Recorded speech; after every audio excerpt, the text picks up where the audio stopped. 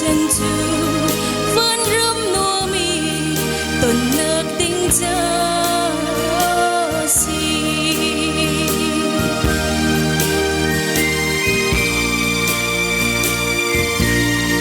điểm cha chân khâu các ngài tràn tu nèจะป่วยข้าเดินรวมเตอินส่งเฮานุทุ่มชวนรัวดุมที่เลี้ยวจันข้ามิตรมันพุ่งจวงชานตัวเนคริสต์มาสนิสุกันพันจุกันง่ายตัวแกอินจุงคาร์ดินเลี้ยวข้า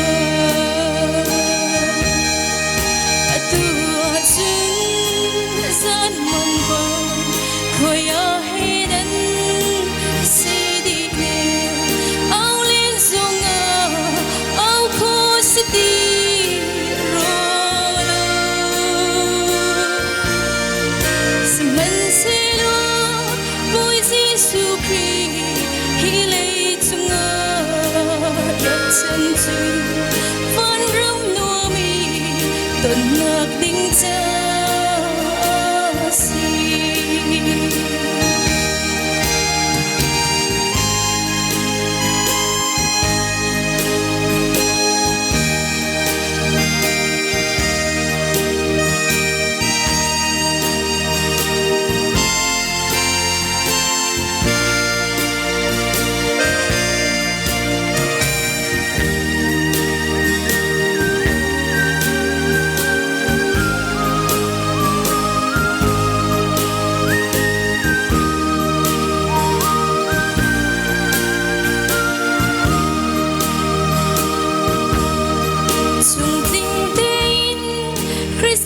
Chân sung lôi mình chia nôm cần tia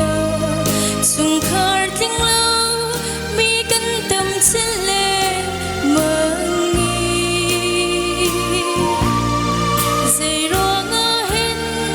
trên lung se vang in cần nun na khi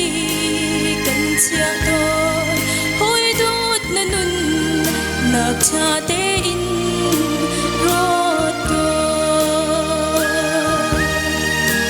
tua chun san mong bờ khơi ai đến si đi nè